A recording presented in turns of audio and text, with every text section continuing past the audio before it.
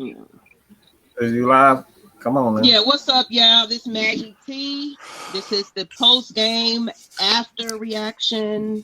We got Mad Mike. We got K-Styles, Big Low Country. We got Jew Talk Sports. And I think we're going to have Tonio. So here we are. Hey, man. Let me say this. Let me just say this first before I even get into all that. All right, man. I'm just going to go through the list right now. I don't know how Nathan, Christian, Ryan, Lisa, Moses,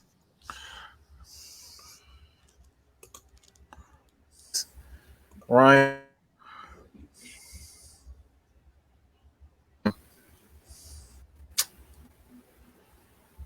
Wow. Yeah. Wow. Just wow. Wow. These motherfuckers try to figure out a way to make us say, wow. Wow. Every game is wow. I can't believe they did. Every game we're saying this now. Oh, boy, this is becoming a new slogan now. It's wow, it's the new slogan. Fuck rise up. I'm saying wow for the rest of the year, okay? Wow. Wow, the Atlanta wow. That's what we are. We're no longer the Falcons until we get rid of Dan Quinn, the Atlanta wow. Okay? This is embarrassing. Not for me, but this is embarrassing as a head coach, bro. This is how many times do we have to sit back and see you lose the exact same way? And it was a new wrinkle today. Guess what happened? The motherfucker pulled a Kyle Shanahan. Do you hear me? Do you hear me? They pulled the Kyle Shanahan. All you have to do is run the damn ball. What are you doing? You throwing the ball to... That was the worst 4-minute offense I think I've seen in a long time. I have ever seen in my life. It was the same. It's the same stuff. He like, bro, what are you doing? What type of plays are you calling? Why are you not running the ball? He came out the last two drives, except for this past drive, where he coming out just throwing the ball. Guess what? I don't give a damn if Brian Hill is running the ball well. Guess what I'm gonna do? I'm gonna throw it. Ito Smith, Todd Gurley, Brian Hill were running the ball pretty good. I'm not gonna say they were excellent, but they were dang good. But no, you didn't do that. You came out throwing the ball. And this is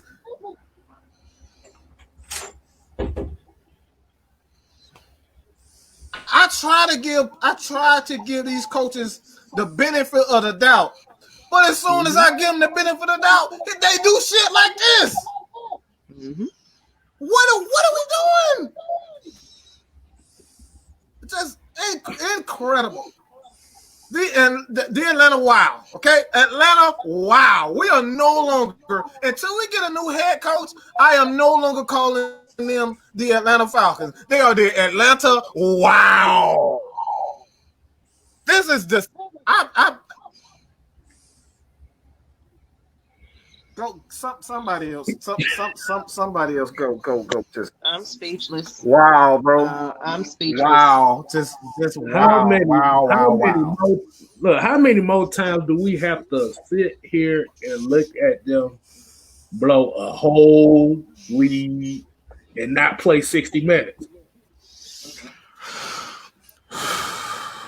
That's a coaching issue, bro. If you ain't playing 60 minutes, that is a coaching issue.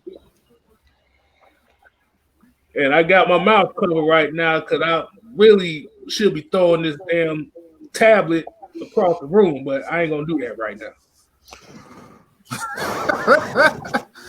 now. Oh my God. I'm. Oh my God. I'm so speechless. I am. Jude, man. Pray for me. Something. Give me a word, inspiration. If you do, you have a word. Do you have an inspirational word? Do you have No. anything for us? What the hell do you have for us?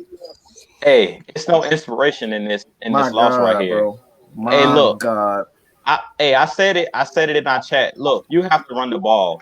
I don't care if you get 0 yards. You run the ball to make them call their timeouts, and they're not fighting you when they're down 10 points in under 4 minutes. They're not fighting you at that point. They're fighting the clock.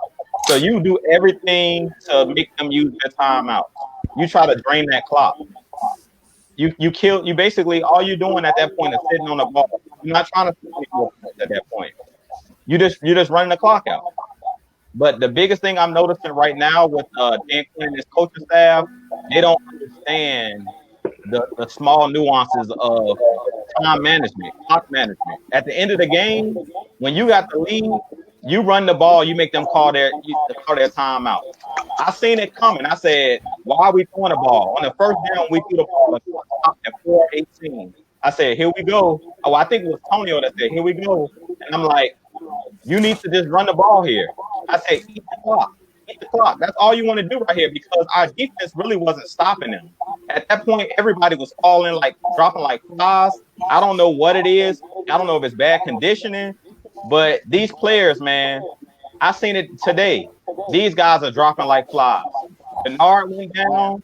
Grady Jarrett went down. I'm like, what's up? Like, it seemed like everybody's getting hurt on this defense. So I don't know what's going on, but if you look at our team right now, it's a mash unit right now. Like, I don't know who's going to be available to play against the Packers.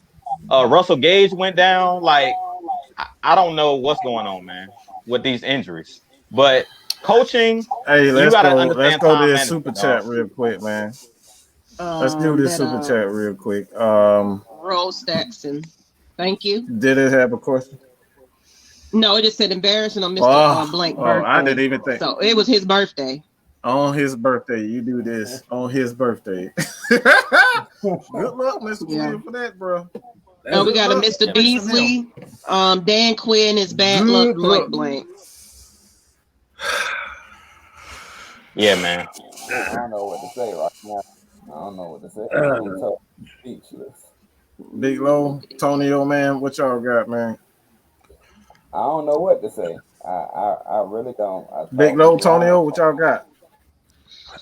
Hey man, let me ask y'all something. I was wondering if anybody could be one of my references. I'm actually filling out this application for the Atlanta Falcons coaching staff right now. Oh shit! I already got it clicked in, ready to go, man. No. The Atlanta Wild coaching staff right now. Yeah, Wow. I already Atlanta Wild. got the reference for me, bro. Hey, They are man. no longer the Atlanta Falcons. Hey man, let These me tell y'all. motherfuckers, they really find a way to. Hey man, let me tell y'all a little bit about my life, man. Every summer, I love the summertime. I love fishing and hunting. Can't wait for summer to be over with because I'm ready for football. I waited for football for all these months, and we just blew 2 20-point leads 2 weeks in a row. We can't make no more excuses for Uncle June. 2 in a row.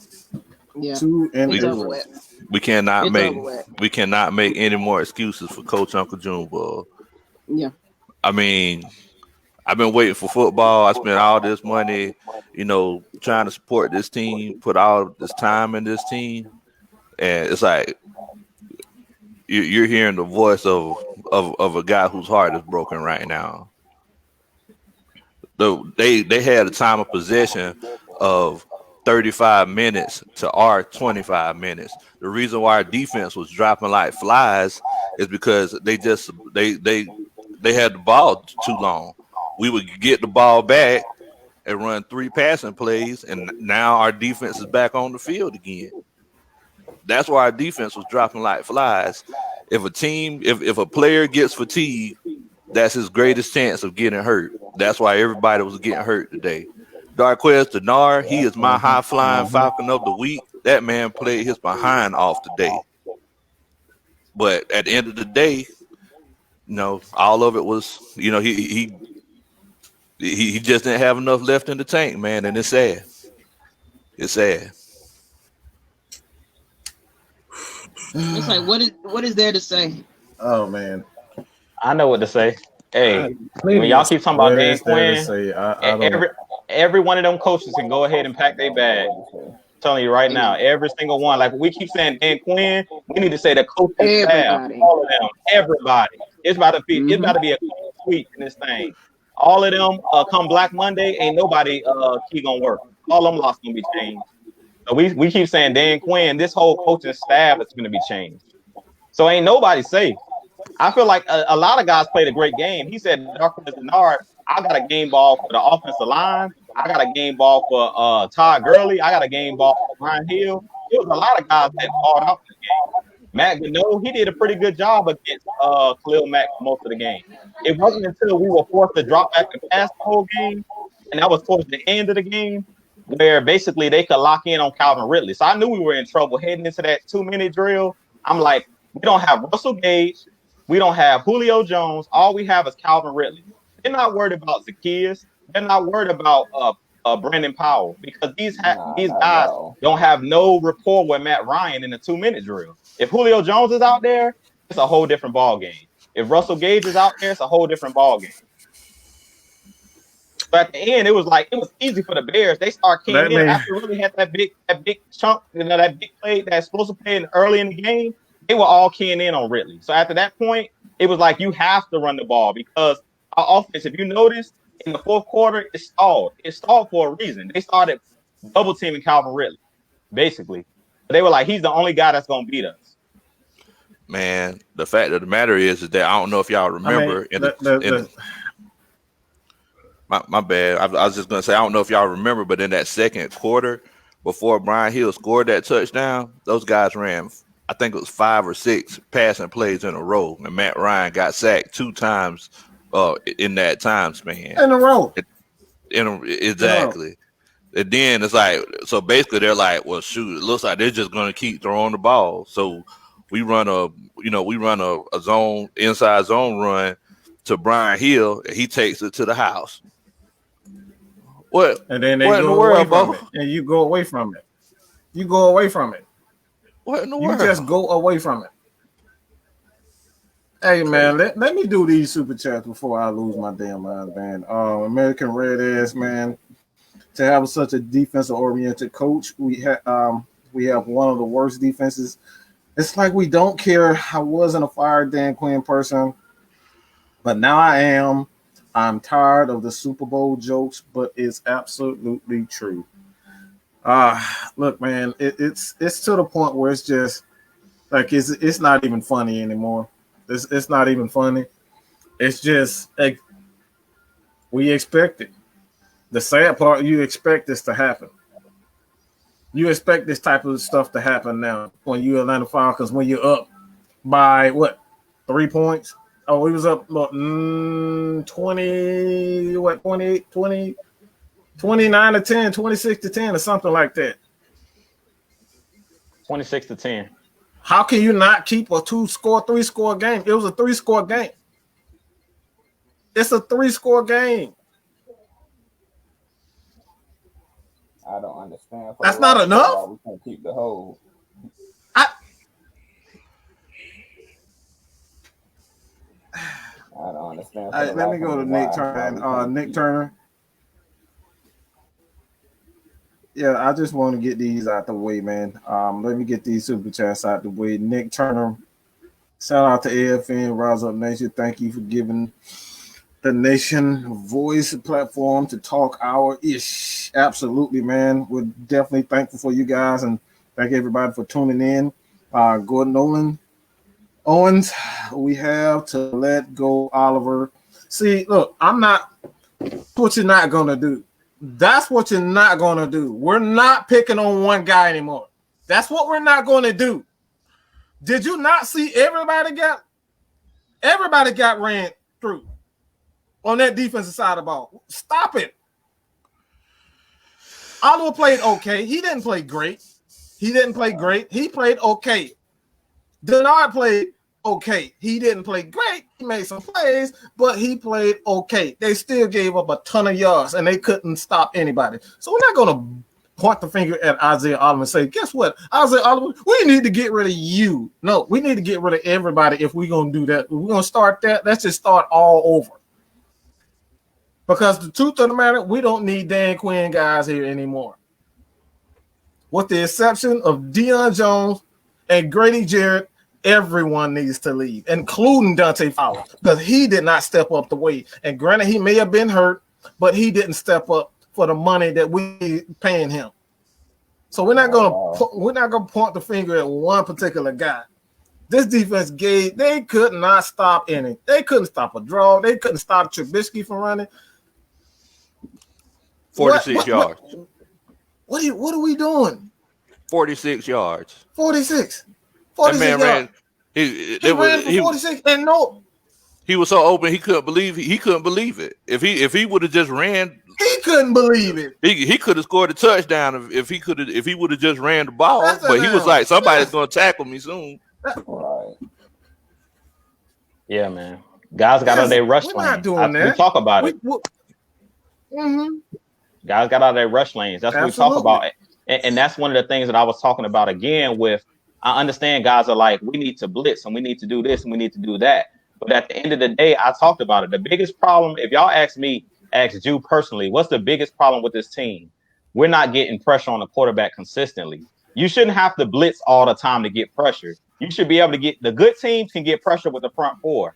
And that's why I'm pretty much saying you heard it here first from Drew. The San Francisco 49ers are not going back to the Super Bowl because they lost Bosa for the year and they lost Solomon Thomas for the year. And the best thing about their defense is that defensive line. If you can't consistently get pressure, look at the Ravens. Look at all the teams that are blowing teams out.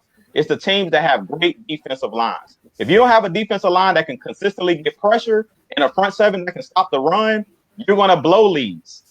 Did y'all see the Bills today? I think the Bills that blew a lead to the Rams and almost did the same thing the Falcons did. 28, they were up, I think 28-3. They ended up winning the game at the end. But if you look all over the league, if you don't have a dominant defensive line and the dominant front seven, you're going to give up leads. And that's the biggest problem with the Falcons.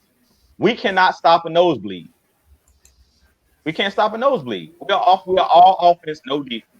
Yeah, Bleedy Way did have a nice pick. You know what I'm saying? But even with that, I talked about it before. If we're going to go down and kick field goals every time we get a short field, hey, you got to score touchdowns. We got to score touchdowns because our defense is not built the way as a normal defense should be built, a dominant defense. We do not have a dominant defense right now. That's the problem.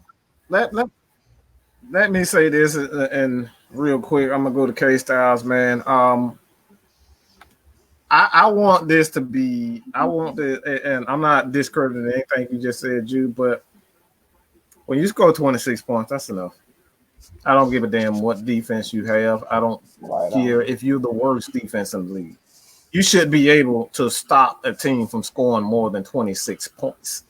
We're probably the number one scoring offense in the league, and we still can't get a motherfucking win. That's a goddamn problem. And I apologize, all 505 people in the chat, but this is a damn problem. It's a damn problem. And I am pissed the fuck off. It's getting to a point where why the hell are you still the coach? You can't stop it. You can't even devise a plan to slow the team down to under 20 points. That's a damn problem. Why is he still employed? He needs to go today. It's the same exact thing 1, 2, 3 weeks in a row. Do I have to count it again? 1, 2, 3 times in a row. That's coaching problems. This isn't players. Players are going to get hurt. This is why you build depth.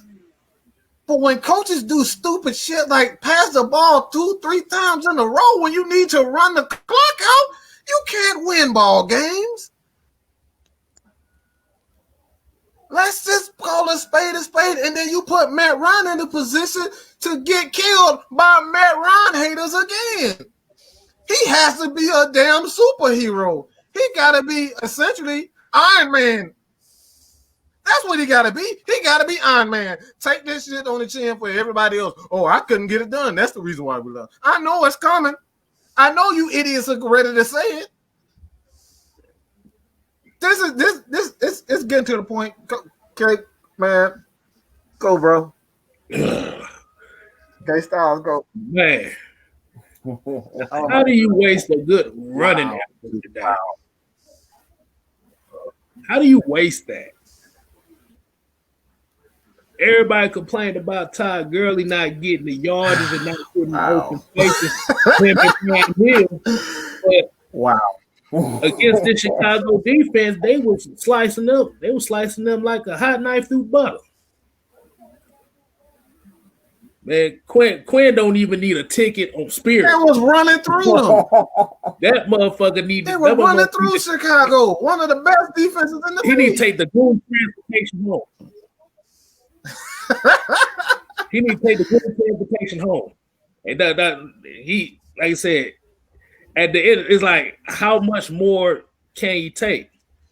It's almost like y'all tanking. It's like, yeah, the way y'all call it's almost like y'all tanking these fourth quarters. We always say, like I said, you can do good the first 3 quarters, but you got to do it for 60 minutes. It's like I said, it's like the Atlanta 3.5. You gonna call them the Wild? I call them the 3.5.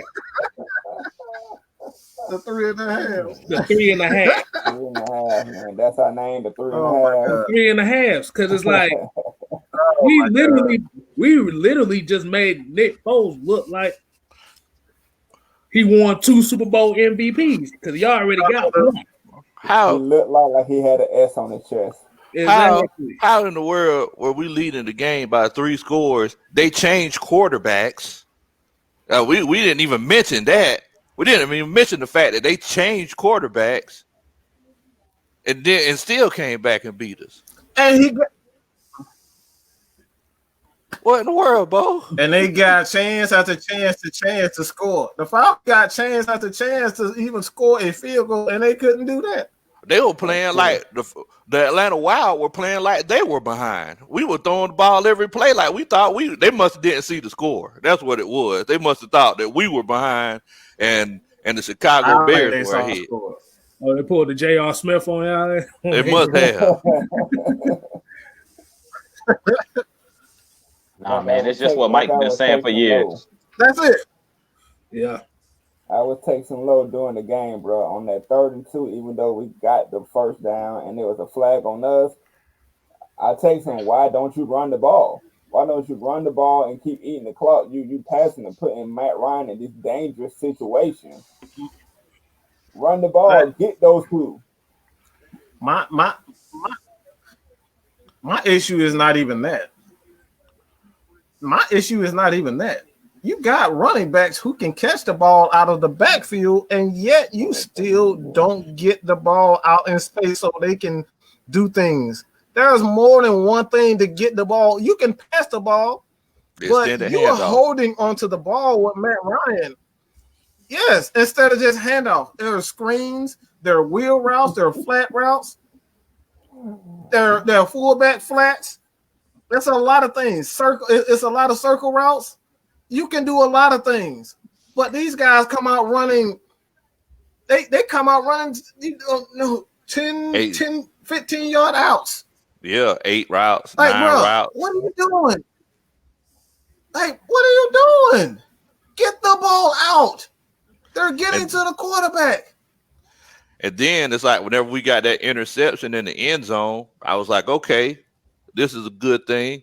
Even if we don't score, we could burn some clock. 2 minutes. Yep. 2 minutes came off the clock. 2. I mean, all right, it's 40 seconds, and it's 40 seconds on the clock, on the play clock. Think about this: 40 seconds on the play clock. All you had to do was take your time and burn at least at the very least 2 minutes. They didn't even do that. Over 2 minutes, they didn't even do that. I mean, and the fact of the matter is that the Bears, they knew they were going to score a touchdown. I don't know if y'all noticed that. Like while they were driving down the field, their last drive, it's like they wasn't even calling timeouts. They let the clock run down to the 2-minute warning. They knew they were going to score. Like they weren't worried about it at all. They were like, look, we know we're going to score these guys. We've been burning their draws off all day long. All day long, we've been burning their draws off. We ain't scared of them. We about to go ahead and get this and make it look easy. Exactly. All we got to do is worry about stopping them because we know we're going to score. I completely agree with you, Big Low. That's what I was saying, and that's why it's when I make statements. Trust me, I'm not trying to save Dan Quinn. I want production. Y'all know I said I want a W. Today was the owner's birthday, and this the gift you give them. Hey, look, I'm telling you guys, man. The biggest issues I'm saying, like I knew I hate to be them. Yeah, I knew that the Bears were going down the score just for the mere fact of when I think it was Bernard that went down on that last drive, prior to the last drive. I knew they were going to be able to score because we had literally no one on our team that could play man-to-man coverage. No one. Right. Yeah. No one. So and that's the thing. It's like teams know that our personnel today, we were so short-handed with our DBs that they know none of these guys can run with our guys one-on-one in man coverage. So my biggest fear was when we did blitz, it's like, okay, like on that last play, we're calling Isaiah Oliver trash, but that was Bleedy Wade Wilson that gave up that last touchdown. If you go back and watch the tape, he got his draws burnt off. And that's what I was talking about. He plays good technique, but that's what happens sometimes when you blitz. We blitz, and when you don't guess right or you don't get home, Michael Walker almost got home. He did hit Foles in the arm, but the ball came out too quick. So it's like, that's the thing. That don't matter. That doesn't matter. That doesn't matter. What doesn't matter? That I don't think that matters at all. It doesn't matter. It doesn't matter if you blitz in the team. That's what happens when you blitz.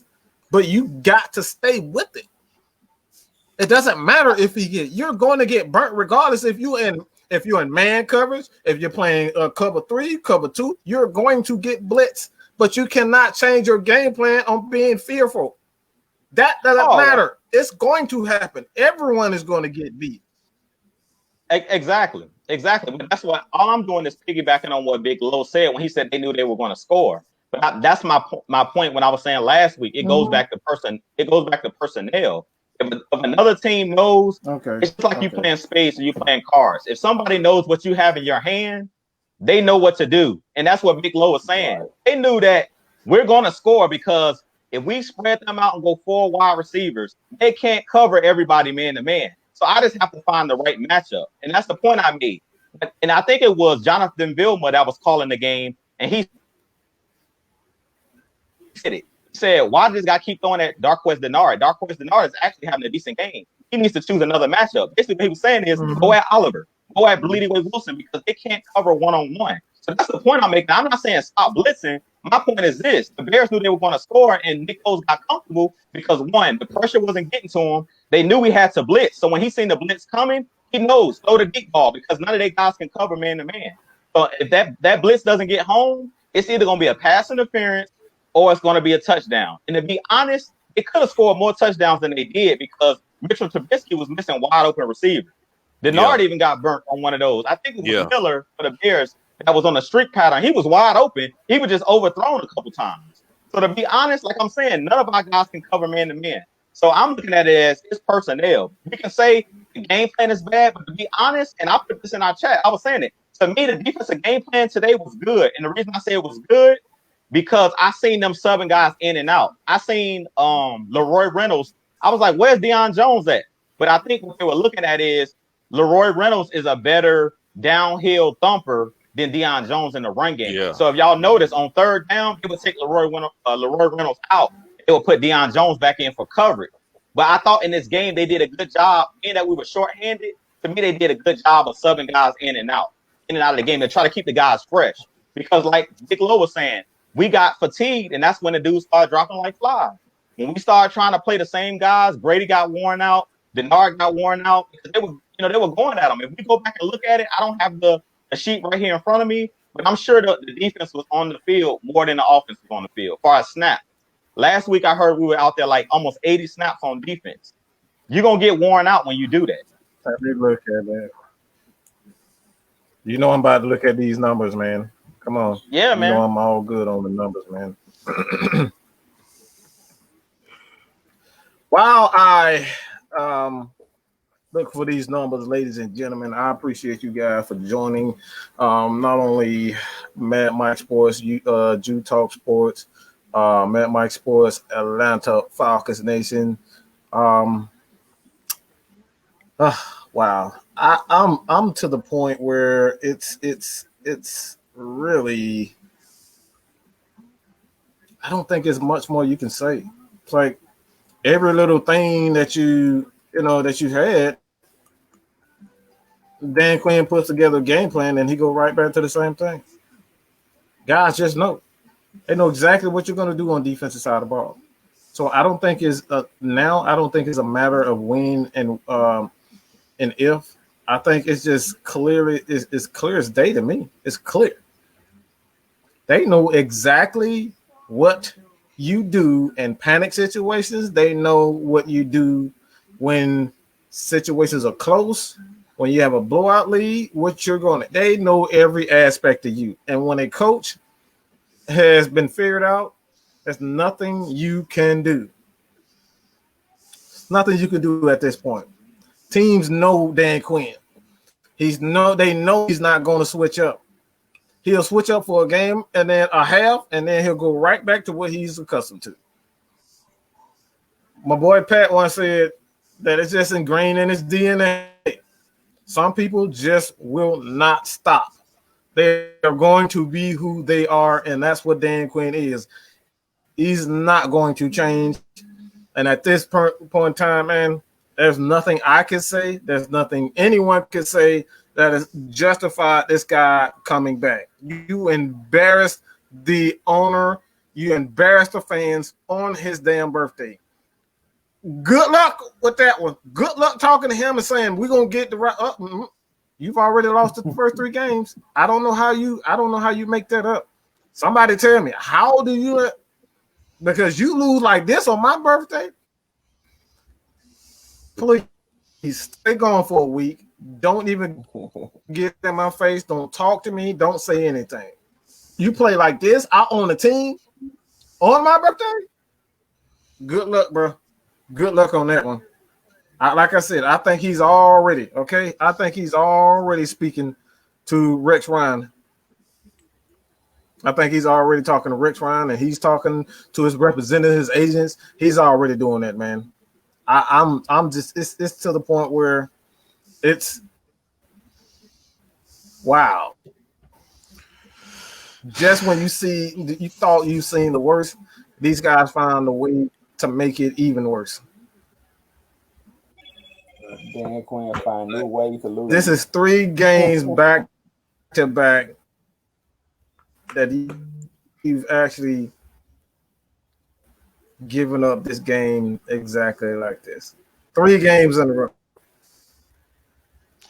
My thing is, it'd be different if we actually got beat.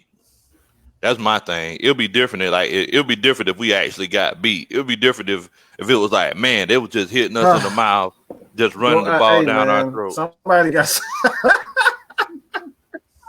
Oh yeah, before you finish it, I'll give a shout out to Matt Wade for the 199. Hashtag Can Quinn. Yeah. 199. Come on, everybody say it with me. 199. And also Team There we go, people. We got some excitement today. Man. And also King Bradicus with his $5 super chat. Happy birthday, Arthur Blank. I don't think that's a birthday gift I want. Arthur Blank for his birthday need to be giving out some pink slips right now. Pink slips. We shouldn't see no post game conferences from Dan Quinn or nothing like that. Just be like, look, you out the door, bro. Go. Everybody go. They give him some bus passes. Bus passes. You can't even fly back, boy. You taking the bus back. Oh man. Yeah, crazy. I'm gonna have to go to urgent care and see if I can get some blood pressure medicine or something. You should be used to that. I'm sitting here like, man, like, come on, man. Well, I might need to go over and get some moonshine over where you at, man. Hey, you come on over here, man. I need some strong shine. Hey, man, I got 2 jugs of it over here. It might not be here by the time you get here, though. Appreciate 4789 EC for the donation. Appreciate y'all watching. Subscribe to Atlanta Falcons Nation. Yes, sir. But Mike, I know that you a Rex Ryan advocate, man. I ain't gonna lie to you, man. I don't know if Rex Ryan's the guy we need. Oh my God, Jesus. I hear Tommy Ingram saying Matt Ryan is washed up, time for retirement. Oh my God. Don't even address it, Mike. Don't even address it, dog. It ain't even worth it. I wasn't going to address it. It ain't worth your time, Mike. Not worth your time. All I was going to say, all right, y'all outlawed me from speaking, so I'll listen to you. Let it go, Mike. Don't waste your talents. Yeah, don't waste your talents, dog. Hey, when they address Matt Ryan on our channel from now on, they better say Hall of Famer, future Hall of Famer Matt Ryan before you even address his name. Best quarterback in Falcons history. Because when you got 1 second to drop back and pass the ball, bro, what can you do? Exactly. Yeah, right. Can y'all hear me good?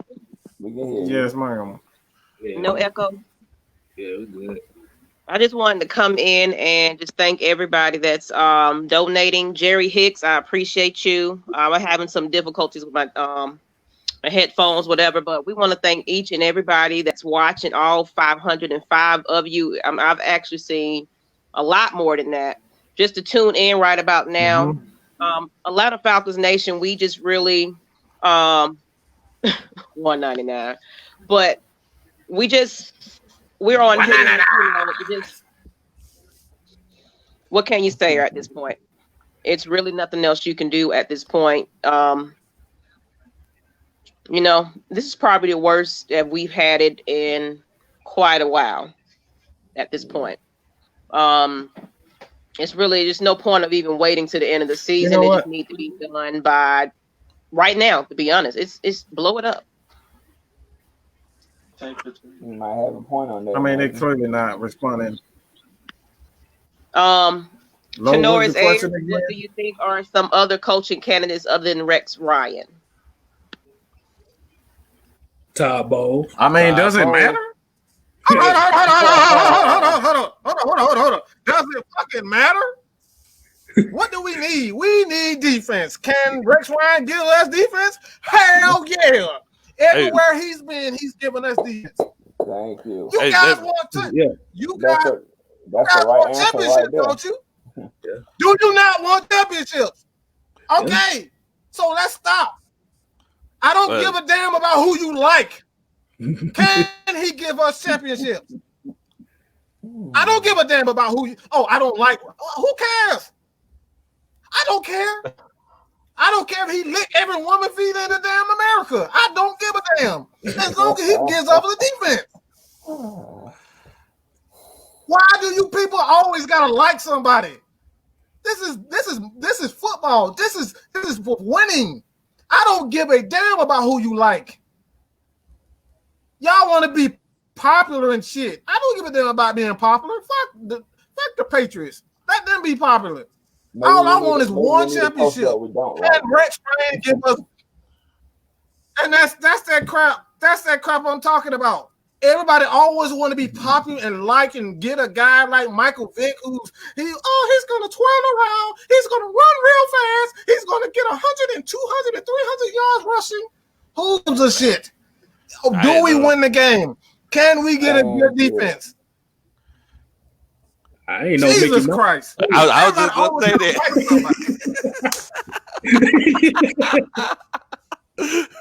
Man, I'm gonna go ahead and tell you. I'm gonna go ahead and tell you though, Mike. The reason why I'm not a big fan of that Rex Ryan pick is because a lot of people don't realize he doesn't do the same exact thing that Dan Quinn does.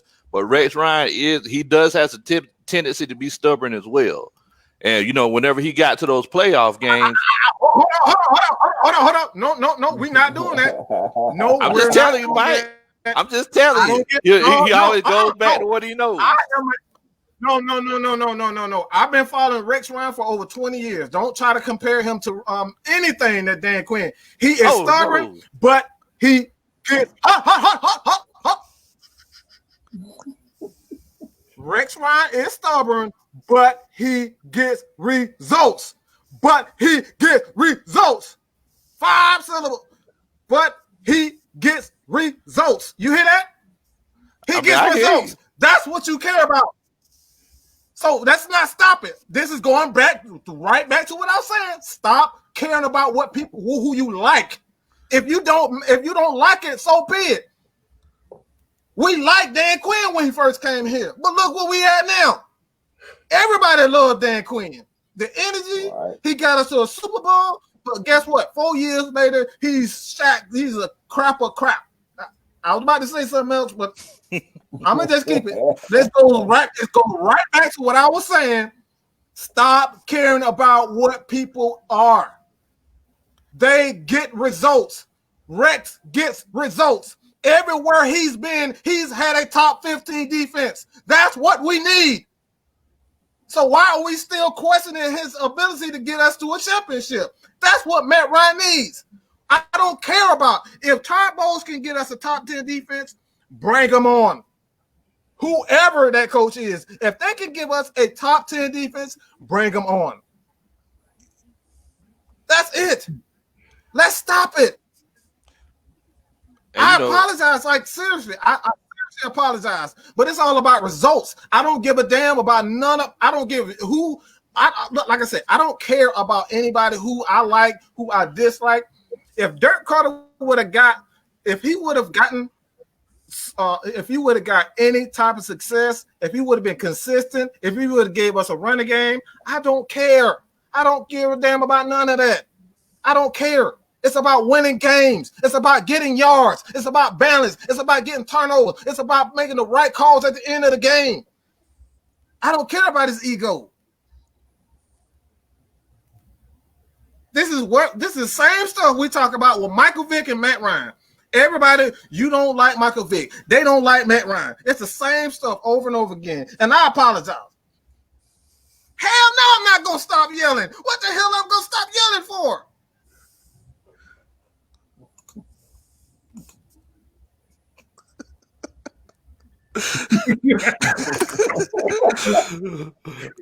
Well, it's like, and I definitely understand what you're saying as far as, Rex Ryan having that top 15 defense. I think if Rex Ryan was a defensive coordinator, I definitely agree with that. But what I'm saying is, especially whenever he got to the playoffs, Rex Ryan, he's not a good head coach in my mind.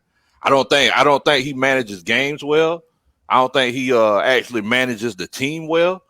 And if it was my opinion, I wouldn't get Rex Ryan.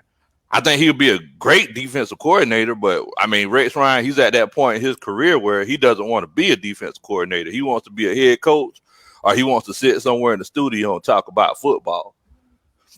I mean, at the end of the day, it's like after Dan Quinn leaves, maybe we might call him back to give us one of those preseason promos, like, hey guys, let's get fired up. The season's about to start.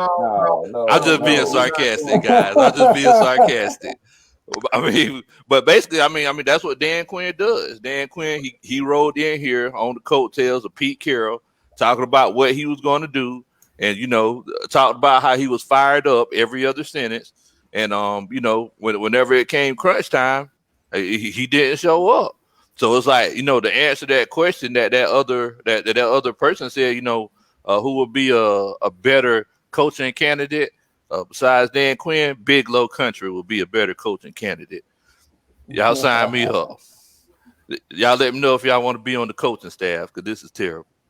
Now, you did say something about, like,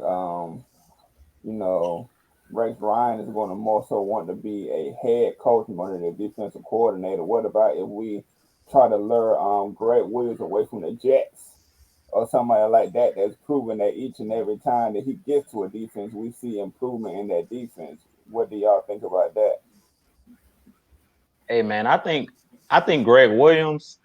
I don't know about a head coach, but personally, if y'all asking me personally, I think that we need to go for one of these offensive minded, because to me, the Falcons are still an offensive minded team. You can bring in a good look at what the Rams did when they had Wade Phillips as a defensive coordinator, but they had their head coach as an offensive minded coach. I feel like all of our talent, most of our talent is on the offensive side of the ball. So I want somebody that's, because to me, if you look at the game today, we're harping on the defense and how bad they played, but we just ran the ball, we win the game. I'm telling you right now, the Rams head coach is not losing that game. If you go and look at the Rams, if you go look at the Rams, we don't have better weapons than the Rams have on offense. Cooper Kupp, yeah, he's pretty good. Robert Woods, he's pretty good. None of them are Calvin Ridley. None of them are Julio Jones.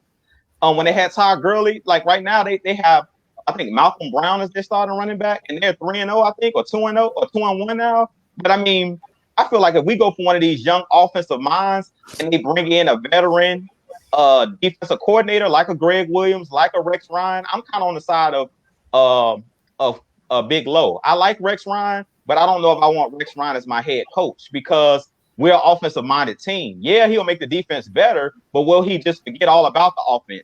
My thing with Rex Ryan is I wouldn't mind him as a head coach, but who is your offensive coordinator? Because if they don't do what Matt Ryan does well, because if you think about all of the teams that Rex Ryan was the head coach of, the offenses weren't blowing you away. They had great defenses. But in all respect to Rex Ryan, when he was with the Jets, who was the quarterback? Mark Sanchez? Now I understand what you're saying. I understand what you're saying, Mike. But at the same time, he didn't get the job done. We can say what we want to say. We can say the same thing about James. You cannot say that a guy didn't get the job done with Mark Sanchez as quarterback. Can you get the job done with Mark Sanchez? But look at his defense. But look at his defense. If you give, let's be real. Let's be real. Not being real. Real talk. Not being real. Can you get the job done with Rex? Can you get the job done with Mark Sanchez as quarterback? No. Well, I take that back. I mean, they almost did. Right. Hold on. I was going to say no, but in the same breath, Mike, think about it. Trent Dilfer won a Super Bowl. So if you have a high-powered defense, you can get the job done. Nick Foles has a Super Bowl. So what's the point? Let's be real. My point is this. If you bring in an offensive-minded head coach, because everybody already says that the only reason Dan Quinn got to the actual Super Bowl was because of Kyle Shanahan. So since Shanahan left, we haven't done anything. If Kyle Shanahan was a head coach, I guarantee you what we see going on right now wouldn't be going on.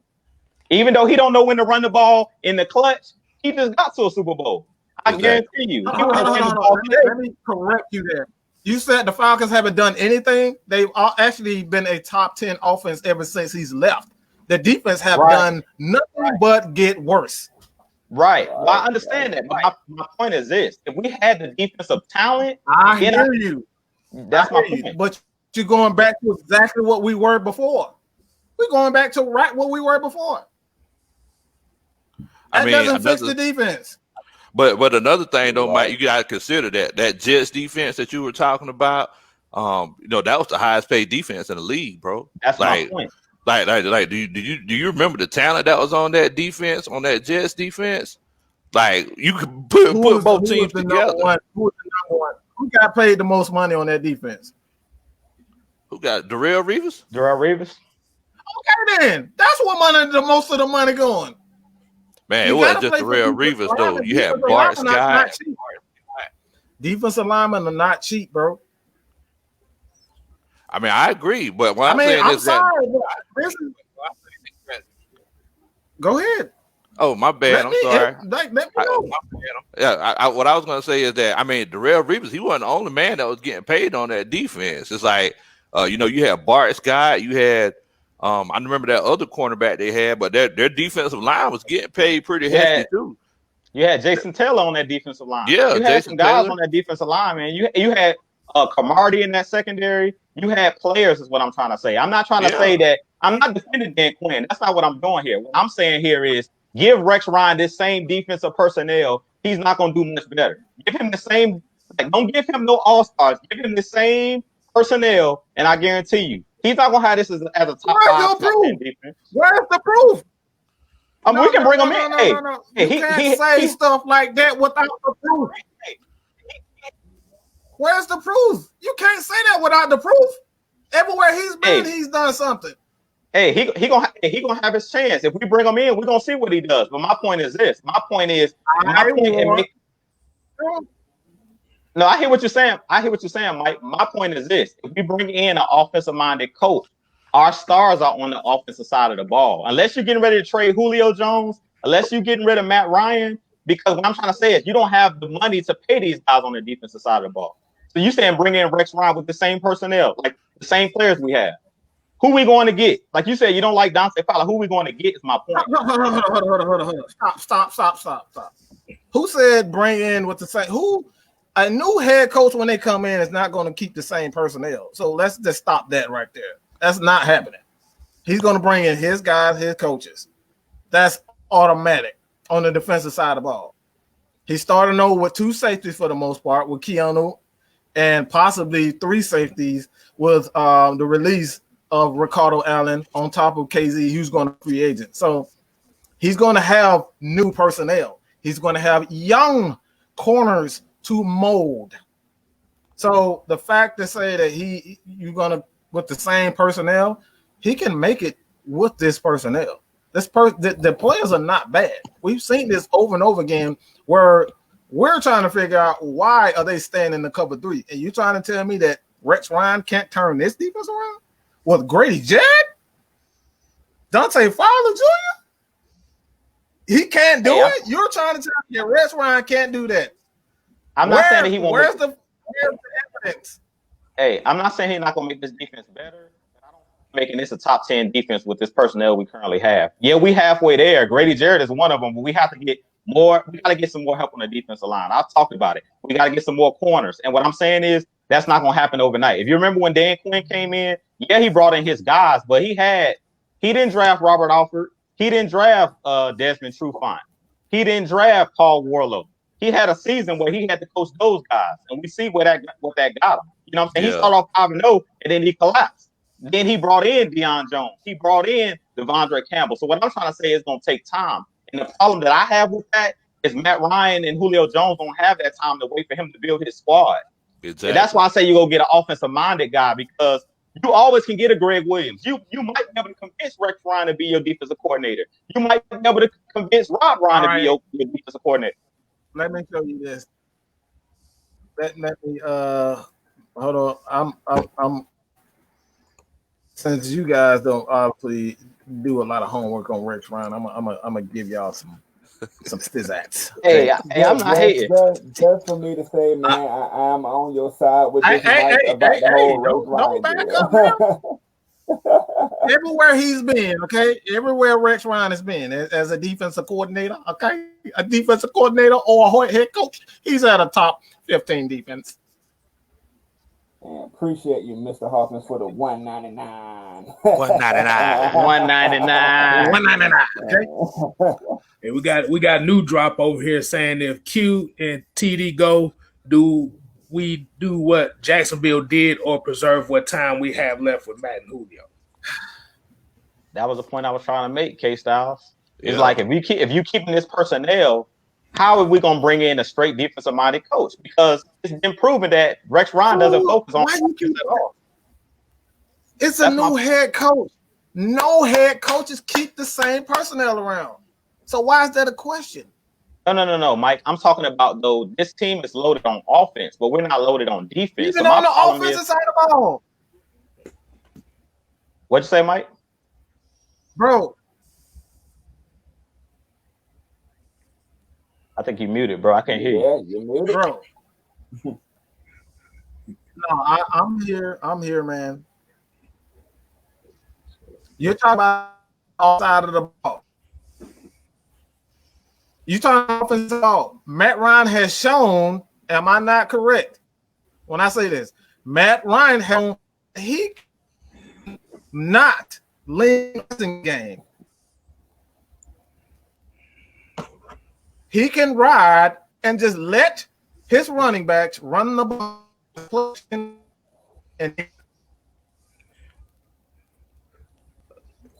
you going out on us, Mike. Going out, man. Sound like Robotron over there. New drop for $5 and say if Q and TD go do what do Jacksonville did or preserve what time we have left with Matt and Julio. What y'all think about that? Man, I ain't gonna lie to you. I mean, it's like, look, at the end of the day, the way we went to the Super Bowl was off of offense. Like, I'm not saying that we could completely change our identity, but we got to the Super Bowl by having offense and having a defense that could stop teams and get to the quarterback whenever we were ahead. And, you know, I understand that Rex Ryan, he's a heck of a coach. I love Rex Ryan, but I don't think this would be a good fit with Rex Ryan, this particular situation. I feel like it was a situation where we had a young quarterback with money to spend, because all those teams that Rex Ryan was on, he went out and spent money and got some free agents. Like, all those guys that he made those great defenses with, he didn't draft all those guys. He spent some money on those guys. I know that you're a big Rex Ryan advocate, Tonio. Tell me why you think we should get Rex Ryan. I mean, it's a reason why I think we should get Rex Ryan, but my whole deal is he's gonna want to be the head coach, and I wouldn't want him to be the head coach. You feel me? If he would want to come to be out with DC, I wouldn't have no problem with that. But him as the head coach, I don't think I'd take that. And like I said, I'd rather go try to lure Greg Williams away from the Jets and see what that holds up to, because everywhere his defense pretty much performed. I don't know what the Jets doing like right now, but in previous years they have performed. What you think about that, K-Style? Yeah, like I said, he is a personality, but like you said, I kind of have to go with you on that one, because, like you said, most of your money is on the offense. You got, like I said, you have to predicate. That's why I say I kind of wish that we never let Matt LaFleur go. Yes. Because there, before I make my next point, I'll also give a shout out to Burgess Cody Jr. and Mr. Hawkins, both with the $5 super chat. We appreciate you. But yeah, like I said, I think our luck with defensive coordinators, defensive guys as coaches has kind of not been a good record the last few years. I mean, I know that Mike Smith, I know he was a defense coordinator and he came on as a coach, and we made a pretty good run with him. Yeah. But we also do know our luck of getting that brilliant offensive mind and bringing him up to be the head coach, bringing him up from college. We seen what happened with that. That man just left us in the middle of the night. Oh, name who thou not shall be spoken. He just called us in the middle of the night and said, "Hey, tell your mama I ain't coming home." You're like, "Baby, I'm finna go get some bread from the store. I'll be right." Being High says, "Please don't hire a defensive-minded coach." Drew, what you think about that, man? Yeah, man. I'm just saying, I love Rex Ryan. Me and Mike have had talks offline. We talked about Rex Ryan. I love Rex Ryan. I love defensive-minded head coaches because I like teams that's gonna punch you in the mouth. Y'all know I always talk about it on my channel. I like having a good defensive line and a solid O-line. I always talk about it. You build a team, you don't start with the outside. But for whatever reason, that's the way that this Falcons team is built. So because the Falcons team is built this way, it's just what Big Low was saying. I don't see Rex Ryan coming in and fixing this problem because we don't have the tons of dollars to bring in a defensive guy. We don't. That's not how the Dean team was built. That was how the team was already. It had already drafted corners before they got here. Then they drafted Vic Beasley and Grady Jarrett, but they didn't finish the job. It's all about finishing the job. So, like I said, man, we're talking about. I always say this. I don't care how it gets done, as long as it gets done. Correct. That's what matters. Correct. I don't Exactly. care who. I don't care if it's Mike Nolan who gets it done. We're talking about someone who has a past of getting it done. This is why I said Rex Ryan. This is why I brought in Wade Phillips. The Falcons have a 3-year, 2-year window. That's it. No young coach is going to do that with inexperience. It's going to take them at least 3 to 4 years to get to that point. Unless the Falcons just go absolutely crazy cutting people and they don't have the money. And that's the issue. They don't have the money. People saying we have the money. Mike. I don't mean to cut you off, Mike. I got a question for you, Mike. What do you think about the OC for the Kansas City, Eric Bieniemy? What do you think about him as a head coach? Possibly. He's an offensive minded. What do you think about him? I don't like any coach that's behind a legendary coach. Yes, he look all cute and all that, but thank you. He's all cute and all that, but he's a hot guy. He's just a hot guy. Until he proves me that he can do it without. Until he can prove me that he can do it without it. Why do we need him there? That's just another Dan Quinn over and over again. That's why we're in the situation we're in now. That's the same. That's what I'm saying. I don't give a care about any of. I don't care if you don't like the guy. I need results first. We need guys who've been there, been in the wars. The Falcons' problem right now is that they soft. Let's just be real. Yeah.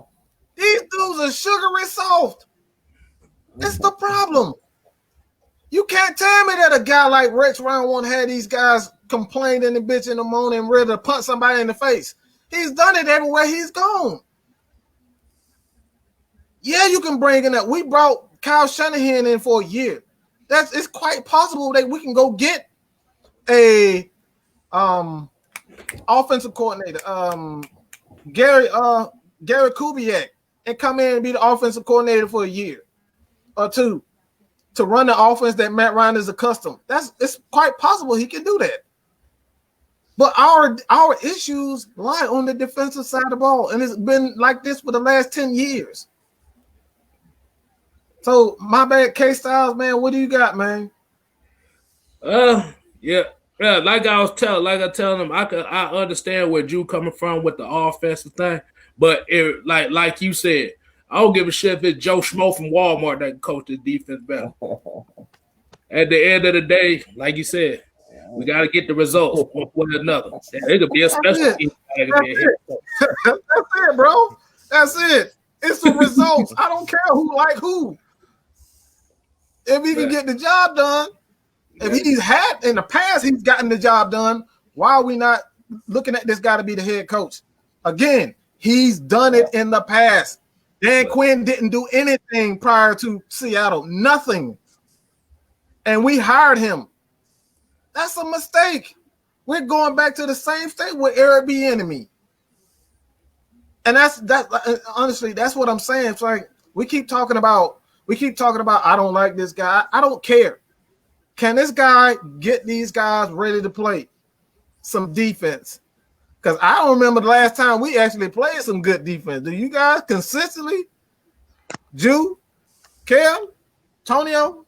Can somebody tell me when last time we played some nice, consistent defense? 2009. I mean, we had a good defense in 2017, but you're right. It ain't consistent. 1 year we here, 1 year we gone, and then we don't get it back for the next couple of years, man. So it ain't consistent. Yeah, man. Yeah. 2009, whenever Matt Ryan, whenever he first started off and he was a game manager, he turned around and handed the ball to Michael Turner. Our defense was consistent. We had a very consistent defense then. They weren't world beaters, but look, they were good enough to win games. In 2017, it's like, the defense. It was okay, but it was one of those cases where, look, I mean, you still you were still on the edge of your seat when you were. It's like now. It's like whenever I watch a game and we're on defense, I literally have anxiety. It's like me and Antonio saying, We say all the time whenever we're on defense, we just hope they drop the pass. If we're on defense and the quarterback drops back, throws the ball, we say, man, I hope he drops it. Instead of, man, I hope we get a deflection. Not to cut you off, but that was happening. They were dropping the ball. They were dropping it. Lost. And he was overthrowing them. All of his wide receivers. Right. So, like I said, man, I'm just accepting it. What I've been saying is, hey, look, we're an offensive-minded team. Yeah, I like to bring in somebody that's going to punch somebody in the mouth because that's the type of defense and the type of football team I like. But the way that the team is currently built. Oh, my God. If I hear that one more time, if you say we're offensive-minded, we're an offensive-loaded team. You just said it. We sugar and soft, dog. No, I'm correct. The reason why I said that is because Arthur Blank is not an offensive-minded. He invested in his quarterback. Investing in your quarterback is a part of the game. But he's always like defensive. Look at the history of the coaches he's hired. All defensive coaches. Dan Quinn. And now, Jim Mara. Come on, those are defensive coaches. He's not an offensive-minded coach. He invested in his offensive players. That's what you're supposed to do. And that's what I'm saying. It's like, look, yeah, that's all pretty. Yeah, we have Julio Jones. If you had a Julio Jones, then maybe depending on how things kind of got going. The Falcons, unfortunately, I say unfortunately because it gave the Falcons defense a false sense of security, believing that they were a lot better than what they was because they thought they were just led by Matt Ryan and Matt Ryan alone, not knowing that you need that balance. Like he says, like Drew says all the time, it's all about the trenches, playing balance, having a nice balanced attack. And if you don't have a nice balanced attack, again, new drop, thoughts on Pete Carmichael. See, here we go dreaming about players who ain't coaches who ain't never done a thing. Tell me why. All right. Somebody leave us a comment below and why we need to hire Pete Carmichael. Yeah, I don't see. Do any one of you guys have a? I really don't know. Do you guys?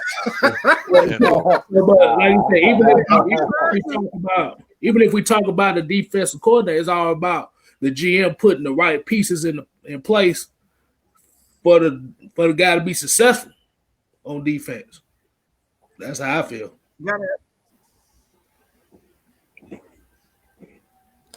You can only coach with what you got out there. I mean, at the same time, yeah, that is, like I said, everybody has valid points, but when you look at what's really going on, it's not really that simple to say you can only, because a lot of these players are very good players, but when you got coaches low, putting players in wrong positions, like you're not blitzing, you're staying in the cover through, you're playing soft when you get a lead, you don't keep your foot on the neck. Right, that's right there. That's a mentality. That's not a coaching style. That's a mentality. You have to change the mentality, and this is why I want guys. I wouldn't mind. I'm just gonna be real, and y'all probably gonna hate me when I say this. I want Greg Williams on this team. Why? Because I know he's gonna get dirty. Yeah. I know he's gonna do some cheating, the scoundrel, like some rotten down the scoundrel shit. I know that. Dan Quinn gonna stand on the sideline with his sheet in his hand like he ain't got a care in the world. I'm sick of that. I don't know about you guys. You guys go ahead, man. That's just how I feel. I'm tired of these punk. Look, I'm just gonna say this. I'm tired of these little soft-ass coaches in Atlanta. We haven't had a hard-nosed coach since Jerry Glanville. I know Big Low know who that is. I know Kevin know. We haven't had a hard-nosed coach in a long time, bro. I'm tired of these soft coaches. I'm sick of it. Punch somebody in the dang face. Like I say all the time, man. Softer than freshly fluffed cotton. Yeah. I'm a youngster, but I know exactly who that is and why you say that. I did my research on our history, and I know exactly why you saying that, Mike. But man, it's like at the end of the day, it's like whenever you look at Dan Quinn, it's like, and this is why I call him Uncle Junebug, because we always making these excuses for him. It's like last year, he was hell bent on trying to make sure he coached the defense up, and then he was like, "Hey, okay, guys, all right, I'm just gonna coach. All right, I'm gonna let them coach it." So what I did was he's coaching these downs and he's coaching these downs, and this person is coaching the running game, and this person is coaching the passing game. So we're just trying to so we got everything taken care of. So defense gets better. We come back this year. Yeah, Raheem Morris, he's taking care of the defense. And what I did this time is this year I got somebody actually managing the game for me, because I know that, I don't want those issues managing the game. So, I mean, at the end of the day, what does he do? Is he just an organizer? Does he just organize his practices and yell at people whenever they get stuff wrong? He's Jason Garrett without the class. That's what I'm saying, man. That's exactly what I'm saying. Because we can't look at the fact that we also have to look at the fact that all the coaches that he had the last couple of years, he damn near fired all of them. Yeah. He fired all of them. Yeah. He scapegoated all of them. So now it's like, who you gonna point the finger at? Like I said, it's coming down to you. You're the main common denominator. Like I said, you change coaches, shit still ain't changed. You got new coaches this year, still ain't changed. You're going to have new coaches next time, still ain't going to change. So what's the main common denominator? Like at the end of the day, the head coach is still the overseer. Exactly. Is the overseer. Like I said, it don't matter how many coaches you got out there. At the end of the day, the head coach is supposed to be the man that's manning the ship. And like I said, that's why I said he's Jason Garrett without the clap, because every time you see him, he looks confused.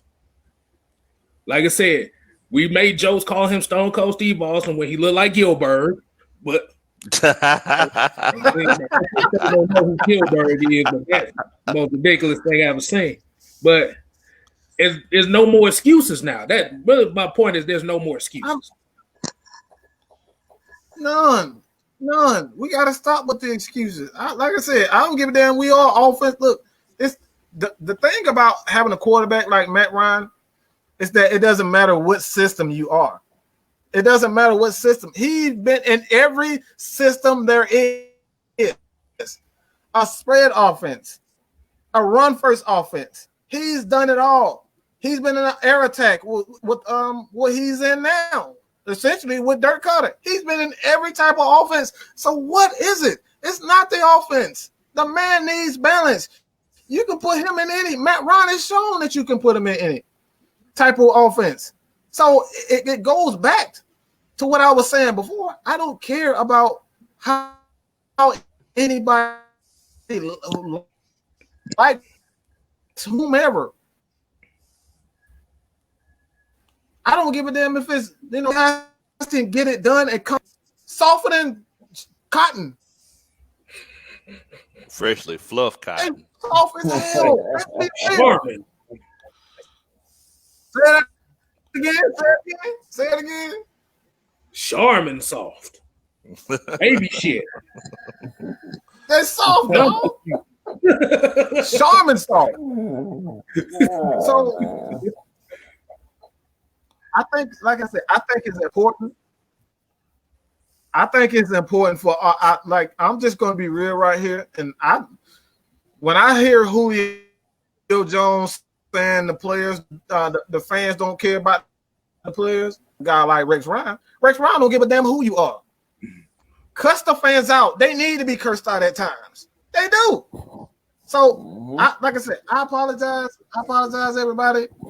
But I'm sick of the excuses. I'm sick, past sick.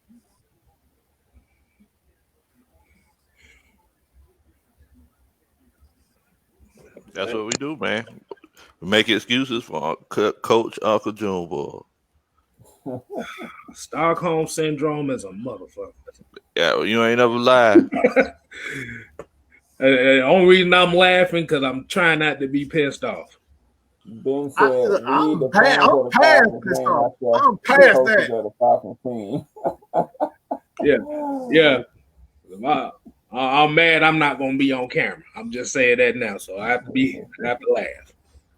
But like I said, you can't the broken record keep playing. When is it enough? It's like I know that Arthur Blank. I know that Arthur Blank has been going off of the. He's been trying to use the Pittsburgh Steelers. He wants to be like the Pittsburgh Steelers. Yeah, they've only had 3 coaches in 3 years. I mean, I'm sorry, 30 years, and because he believes in continuity. But look, man, if there's not continuity at the beginning, ain't no need in trying to keep it going, for years and years. It's like if it's not working at the beginning, just go ahead and cut your losses and move forward. Hey, yo, I got a question for the whole panel. This is going to be a bombshell. We talking about the coach. Mm-hmm. Who would y'all like to have as GM? Because to me, TD and Dan Quinn never mixed. So who y'all would like to bring in as a GM? Because we know that TD and Dan Quinn finna be on. So who y'all bringing in?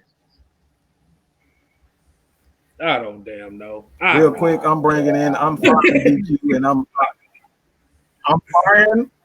What I'm doing, I'm firing Thomas Dimitrov, and I'm just giving the reins to Mr. McKay. He's already there. He's been a GM. He's been president. He's already there. So just give him the reins and let him do his thing. What about y'all? What you think, Big Low? Or what you think, Tomio? Yeah. I agree with Mike. Let Rich McKay do it. I think, to be honest with y'all, I don't know if y'all really keep up with Mr. McKay too much, but I think he's an excellent candidate to be the next commissioner one day pretty soon. So, that might be below his pay grade. I know he's basically been like the GM overseer for the last few years, but I mean, I would love to have Rich McKay as the GM. Like, we've seen what he did in Tampa Bay, just let him go ahead and take things over. Because Thomas Dimitrov is like, I really want to like him, but there are just too many picks that he made that are just, I'm like, man, so this is what you're giving us to work with, Right. I say get Rich McKay a chance also. I agree with both of y'all. Ain't too much I can say though. Because I was about to say Thomas Dimitrov is basically Mel Kiper Jr.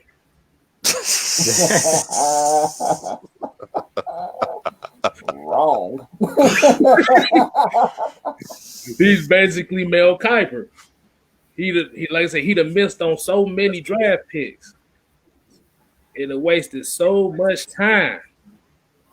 I don't know what he got on Arthur Blank, boy, but Hey, wait a minute, y'all. We got I think we got a question from one of our young Falcons fans here. It said that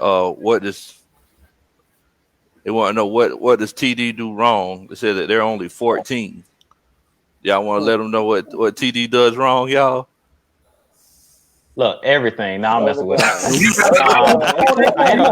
don't do everything, bro.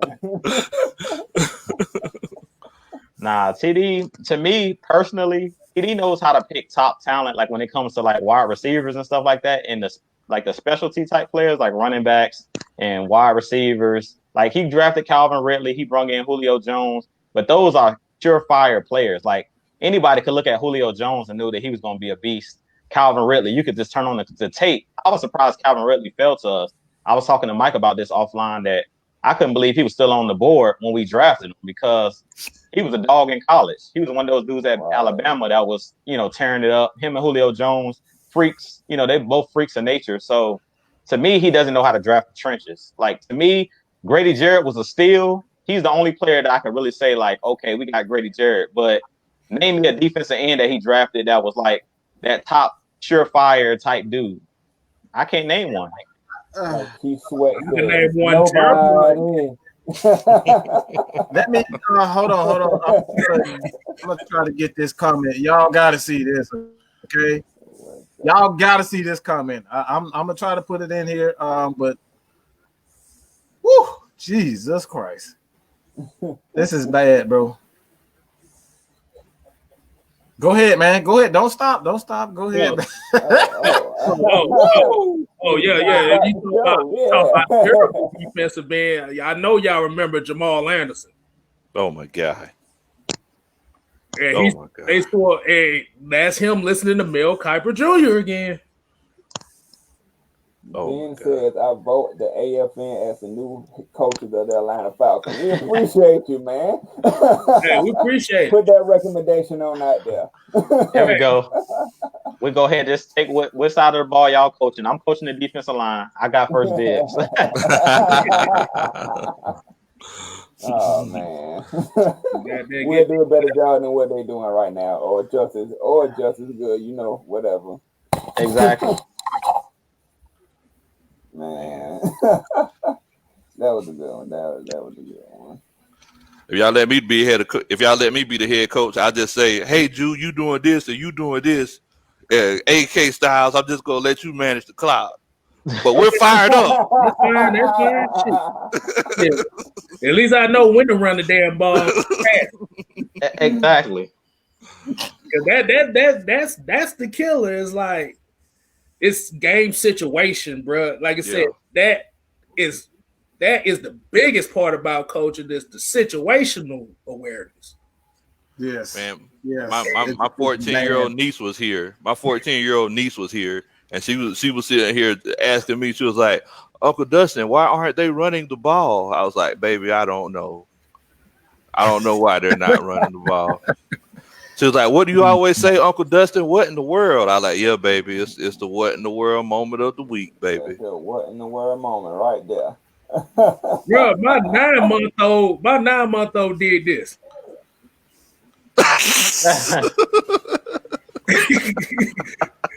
Man. What the?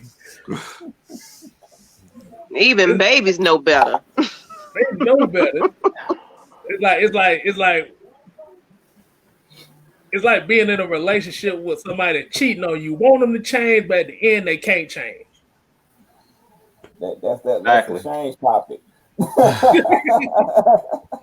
Man, it's almost like we're gonna have to go on to the Lush Exchange, to talk about how how we're gonna deal with this terrible relationship that we got. We're trying to get. We open.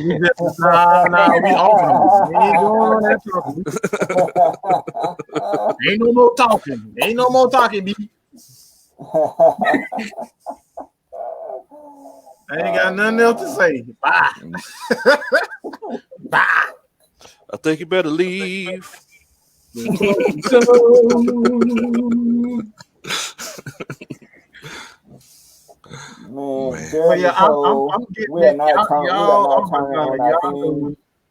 we are not turning on our team. Y'all gonna love this one, man. We're the last fans left. Right. Exactly. Tell them, K Styles. We the 40% that we're talking about. We the 40% K Styles are talking about in his video, dog. We still trying to hold on, dog. All 371 people watching right now are the last one standing. After two straight embarrassing losses, we come on live for y'all. So we're not embarrassed to be Falcons fans. We here to death do us part, man. Hell no. Hell no. Tell them, man. This is therapy for all of us, dog. Hold on. 1 second. Check this one out. Well, they got that. They cut my face out, the motherfucker.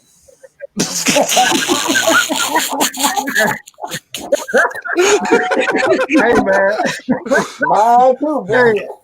Hey, it's all right. Y'all see this? Let's see. Falcons had 99% and lost. Man, I don't know if I believe that one, man. Nah, I'll put it to you like this right here. I'm in college right now, and I'm in an arguments class, and one of the things that we learned in the arguments class is questionable statistics. I need to know where they got these statistics from. 99.9%. Man, that's why you still playing the game. If that was the case, everybody be like, all right, y'all, let's go ahead and go on back to Chicago. and get a deep dish pizza. This game is over with. Yeah, Nah, man. Right. All right, hey, I'm about to say, New dropped another $5. Appreciate it, man. He said, I want a GM from the Ozzie Newsome tree of team building. Oh, That's tough. that's a good one, bro. Good. That's tough. We appreciate everybody from the super chat for donating. I wonder who is that. I wonder who is that who goes to the Ozzie Newsome. The guy that I've been talking about. Your boy Sexy Rexy. That's him. Rex. Sexy Rexy. Sexy Rexy. Sexy Rexy, baby. Look, man, Yeah, I think, look, I'm all cute with all the X's and O's, but this Falcons need a culture change. We don't need a good coach. We don't need anything outside of, not even players. We have good players. We have that. They need a change in culture.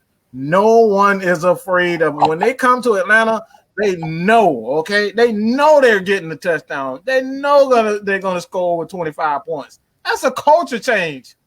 That has nothing to do with X's and O's. I know Dan Quinn is a pretty good X's and O's guy, but they soft. Let's be real. They just soft, dog.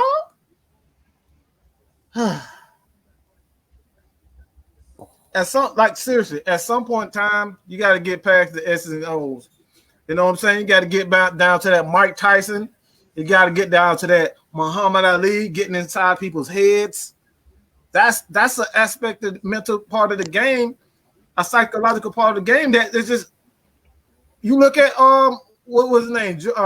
Paul Pierce was saying it last night. People was hating on when he said it, but people are afraid of LeBron. They scared shitless of LeBron. They don't even compete with him. They don't even try to compete. They scared. That right there is psychology. These guys are equally as talented as he is, but they scared of him. It's a mentality. So once it gets to that part, and I think this is what we saw during that time, Mike Smith was a perfect guy during that time. Falcons needed a pick-me-up, a guy who's going to motivate them, and who's going to be Mike Smith, essentially. Mike Smith was a perfect guy, but we outgrew him. Now we've outgrown Dan Quinn, and we've outgrown that soft moniker. And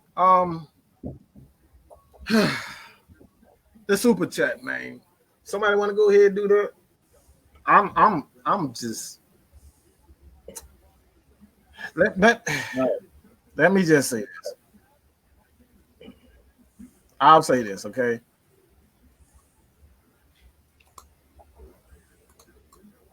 And I think everybody can say this for themselves.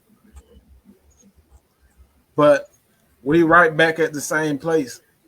How many times we're going to make excuses and say we need better coaching? Do you guys truly believe that this is all about coaching? Or it is a deeper issue? To me, man, the last 3 games of ours proved that everything coaching wise is like terrible right now, especially in key situations and situations that you up. You're supposed to learn from your mistakes in previous games, but it seems like the coaching staff just don't know how to do that. So I'm gonna have to say coaching. What about y'all? It's the culture. It's nothing more you can say about the culture. We've seen everything it can do. It's the culture. It has to be a culture change, and it has to start from a higher position going on down. Like I said, is Dan Quinn going to continue to be this team's coach? If we keep getting results and results and results like this, then eventually you're going to have to start looking at GMs and Arthur Blank himself. I know that's probably like an unpopular thing to say right now, but you have to look at Arthur Blank as well. Because the culture starts from the owner and it goes all the way down to the player. Mm-hmm. Bam. I completely agree. Agree with you, K-Styles. I don't mean to cut y'all. Go ahead. Oh, I was about to say, and then like I said, don't ever say anything. Like somebody said earlier, don't say nothing about brotherhood, bro, because the brotherhood is done. Nobody's holding each other accountable. Everybody's bickering on the sideline. Well, it looked like a WWE match about to go on out there, man. They're standing there with their arms folded and looking at the ground and looking at their shoes. Yeah. Instead, like I said, that's what rise up was supposed to be, is rise up through the adversity, but you can't rise up through adversity that you're causing yourself. Good point. Bam. Yeah. Good point. Bam. Great point. Great point, K Styles. I agree with K Styles, but I'm gonna take it a different direction. I agree with all of you guys. I think it's coaching, especially the last 2 games, been coaching, but I think it's also personnel. If Rex Ryan comes in here, and Mike talked about it, he's gonna get rid of all of this small and fast and physical. He's gonna get rid of that. If you go look at them Jets teams, this team wasn't little. Our defensive line, we're gonna have some 300+ pounders. We're not gonna have all of these light guys, man. We'll have Grady Jarrett still because Grady Jarrett's a dog. But he's gonna bring in a better defensive line in general. The personnel on defense is gonna be better. So I feel like if Dan Quinn leaves, Deion Jones might stick around, Grady Jarrett might stick around, but a lot of these guys that's on 1-year deals and stuff like that, Darquez Denard, Isaiah Oliver, he definitely gone. A lot of these guys that's on this defense, if Rex Ryan comes in here, they gone. They up out of here. So I think it's both sides of the coin. I don't think it's just the coaching staff. Some of these guys is going with them because when you talk about soft, I don't care who your coach is. Sometimes you just have to, and that's what I talked about last week on the special team. Sometimes you have to just make up in your mind, I'm gonna make a play to win this game. What the coach told me to do. The coach might have told me to back away from this onside kick, but I'm a playmaker, so I'm going to get this ball. And once I recover this ball and win the game for us, a lot of times I've seen it tons and tons of times where a coach will say, I told a player to do X, Y, Z, and the player went rogue and did their own thing and they won the game. If you're a playmaker, you go make plays. And I just feel like when we talk about a culture change, I feel like it's not enough edgy players on this Falcons, point blank in the period. That's one thing I do like about Dante Fowler. That's one thing that I do like about Marlon Davidson and those guys. We need some guys that are more edgy. Forget all these choir boy type guys. I know we don't like guys that do stuff off the field, and I'm not saying hire criminals or draft criminals, but we need some guys that are more edgy, man. I don't know if y'all seen when the fight started to break out on the field, or it looked like a fight was going to break out. Dante Fowler was right in the middle of that, pushing and shoving. But I like that about Dante Fowler, that he's edgy. He's not going to back up.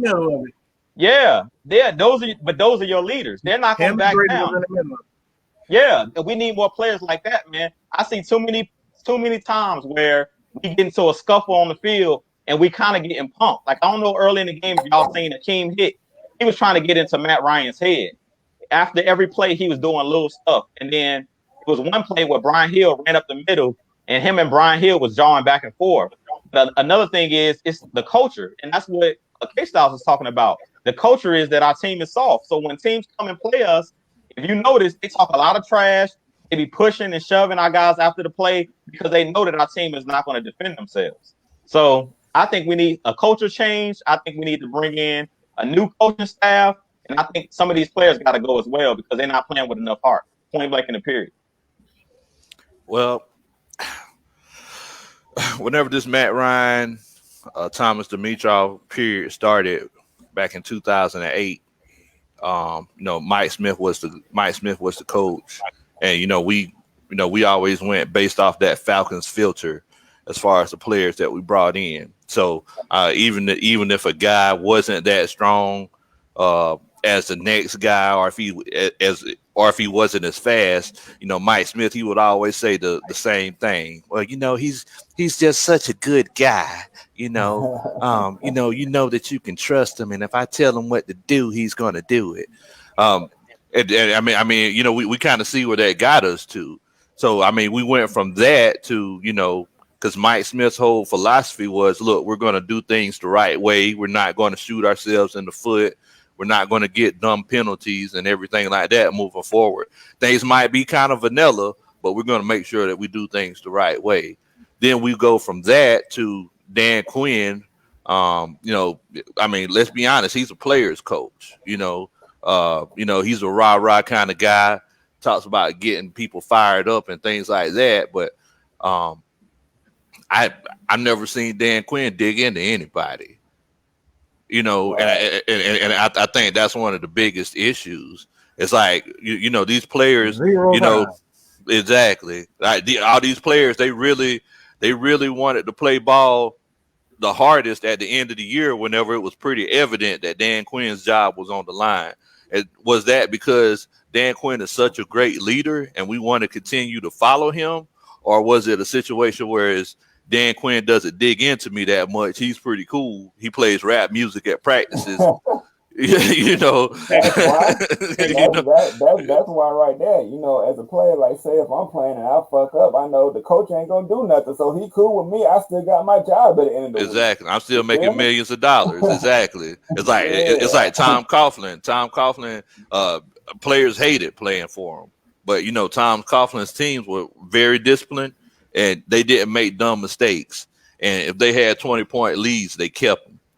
You know. So and with those teams, with those New York Giants teams and those Jaguar teams, they were actually a brotherhood. They didn't talk about it. There wasn't a slogan or anything like that, but they actually held each other accountable because they were like, well, look, man, coach, he don't play. So let's make sure that we're at practice on time. And let's make sure that we do the things that we're supposed to do because I want to make sure that I'm accountable for everything for the team, and I don't want coach digging in my cornflakes either. You know what I'm saying? And I think that's one of those situations where, you know, that's what we need right now. It's obviously discipline. Discipline comes with winning. You're not gonna get game. You're not gonna get discipline when you're not winning. Period. Point blank. I don't care how nice a guy claim he is and how lovable a guy is. You're not going to get any discipline without winning and respect and being afraid of your head coach. Got to have that healthy fear of a head coach. He gonna fire my ass if I don't make the right play. He gonna get rid. He gonna bench my ass if he doesn't get the right play. So when it all come down to it, man, I appreciate everybody for joining us, but stay tuned. We about to close it with our 2-point conversion. I could go get mine over real quick, real fast. As a matter of fact, just let me do that. Because I want to hear what you guys got to say. And I haven't been this upset. I don't think I've ever been this upset. I've never been this upset after watching Falcons game. Like, this is the first time I've really lost my cool. And the reason why I'm losing my cool is because I cannot believe how unbelievably soft this team is. These guys are pure poodle hair, cotton, whatever you want to call it, pillow fluff. Whatever. If it's soft, that's what the Falcons are. They talk all this brotherhood, and then when you start, you don't see anyone on the sideline, pat Mac on the back, patting this person on the back. You gonna get him next time. Everybody's sitting on their hands, and the head coach is right along. The head coach is right along with them doing it. He's in his play sheet just like this. He's not on the sideline screaming at these guys. He's not saying, bro, you about to get benched. He's not cutting anybody. He's not trading anybody. He's not doing anything. When there is absolutely no rules, no consequences, players don't care. They're getting paid. And that's the issue. Until the Falcons get rid of this soft moniker, you're going to still see it. And Lowe said it. It starts with Mr. Blank. How long are you going to allow your team to be soft? This is why I say Rex Ryan. Of course, there are other guys who are definitely good at putting together X's and O's. You know what I'm saying? Having good defenses. Of course they are. But the Falcons need a culture change. And that's what K-Style said. They need a culture change. These dudes are soft as hell, dog. Nobody fears them. It don't matter if they're on the road, if they're at home. People know they're going to run through them. like a gangbang. They gonna run through them. Period. That's the issue. So with that being said, man, who's next? Who's next? Well, all right. I just want to say thank y'all for watching, man. I know it's frustrating. We all frustrated. We lost in this devastating fashion again. And off the blank, what you gonna do, man? What you gonna do, blank? This all is on your hands, bro. If you want a winning championship team, I mean, you turned it around in soccer. You got Atlanta United they first ring in 2 years, and it's taking you this long to do it with the Falcons. I understand they're different sports, but I'm not really calling you out in a bad way. But what you gonna do? I mean, you see it right there, and you right in front of it. I mean, and it keep happening again and again and again and again. So you got to make that move. You want to be a championship owner, man. That's all I got to say. And subscribe to Terror Artist 404 Gaming. And, subscribe to Atlanta Falcons Nation. Subscribe to Matt My Sports. If you didn't, I don't know what you're waiting on. Go ahead, y'all. Maggie, you got a 2-point, Maggie, before I go? I always go last. Okay. Well, I'm going to go ahead and go. Man, at the end of the day, I talked about it. I've said it for the last 2 weeks. Until we improve improve in the trenches, it don't matter what we do. Until we go ahead and punch somebody in the mouth. I once heard everybody got a plan until they get punched in the mouth. And we just ain't punched nobody in the mouth yet. So we got to go ahead and just get better in the trenches. That's the biggest thing. The trenches and the coaching staff has to get better at time management. Point blank in the period. I don't know what to tell these guys. I don't know if I need to tell these guys to play Madden, because some of the mistakes that they make are elementary mistakes, dog. These are not even this is stuff you're supposed to learn coaching Pee Wee, high school, middle school, junior high school. These mistakes that they're making are elementary mistakes. So I've told everybody, even if Dan Quinn's here for the rest of the season, don't matter.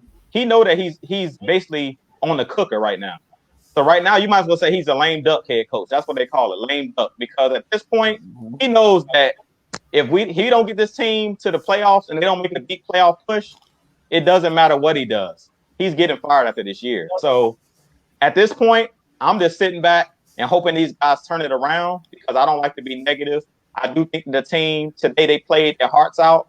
And I don't want to even say that these players don't care, because they're getting a paycheck. But what I saw from Darquez Denard today, what I saw from some of those guys out there on the field, those guys were giving it their all, man. I don't think those guys are out there trying to lose or not giving 110%. I think those guys were giving it their all. It's just sometimes you're getting out coached. Sometimes the other team is just better than you. And sometimes you just get punched in the mouth. But you got to keep getting back up. So all I'm going to say is the defensive line, offensive line, if you want to become a great dominant team in the NFL, you have to win the trenches. It's moving another man against his will. You can't do that. And if you watch our Atlanta Falcons, we struggle to do the elementary things, like pushing another man to get a yard. If you can't run the ball on 4th and 1 and pick it up, that's elementary. If you can't do those type of things, the good teams can run the ball when you know they're running the ball. To me, the Falcons, when teams know we're running the football, it's rare that I see us, punch teams in the mouth. We consistently try to throw the ball, and basically that shows the offensive line that you have no confidence. Dirk Cutter on that last drive with him throwing the ball 3 consecutive times, that shows teams right there they're soft, because they're not even attempting to run the ball at us. We didn't even attempt to run in that last drive. That shows that you have no confidence. We can say all day long, Dan Quinn can preach all day long, I believe in running the football and I believe in punching other teams in the mouth. But if you're not even willing to call a running play, that tells the offensive line you don't believe it. It's just like in the Super Bowl, when at the end of the half, he wouldn't put the ball, Kyle Shanahan wouldn't put the ball in Garoppolo's hand. He basically told Garoppolo, I don't believe in you. And that's basically what our offensive coordinator is telling our offensive line. I don't believe that y'all can block the defensive line, because I refuse to run the ball when the game is on the line. And I'm going to leave it at that.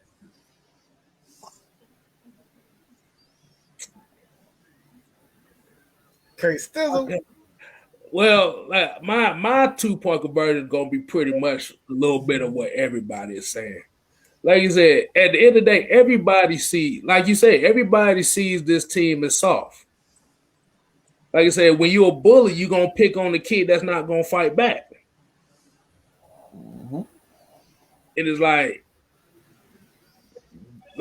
these players can defend Quinn all they want, but like I said, if he's letting you do whatever you want to do, you gotta make sure the result matches what he's putting out there. Because if you're not winning the games, at the end of the day, it makes Dan Quinn look like a dumbass, and it makes y'all look bad too. Yep. Whew, boy. Because like you said, when you play to win the game, and that goes what you just said. It's the fundamentals. I saw a lot of fundamental breakdowns these first 3 games that just made me look like, what do we need to do? Do we need to get y'all how to play football 1-on-1 idiots guide book or something? It's like I said, it's a heartbreaker, and like I said, ain't nobody quitting on this team. We all still here, and we all gonna still talk our shit, regardless if we win or lose. Mm-hmm. A lot of people ain't gonna do that. So you getting the real shit here at Atlanta Falcons Nation. Mm-hmm. This crew right here might be this crew and the 300 plus that's watching right now. Like I said, may be the only Falcons fans you have left. Don't fuck it up. That's all I got. Mm-hmm. Point, boy. Hey man, I really want to thank everybody for joining us after this game. Just like we say all the time, it's therapeutic. It's therapy for us. I hope everybody had a chance to get their frustrations out online in the comments. Once again, we want to thank y'all for checking us out here at Atlanta Falcons Nation. Y'all make sure y'all subscribe so y'all can get some more content from us. We're going to try to give y'all a lot more throughout the week. Look, as far as the team, I know that I said last week, my favorite slogan as a coach, we are what we repeatedly do. Therefore, excellence isn't just an act, but it's a habit.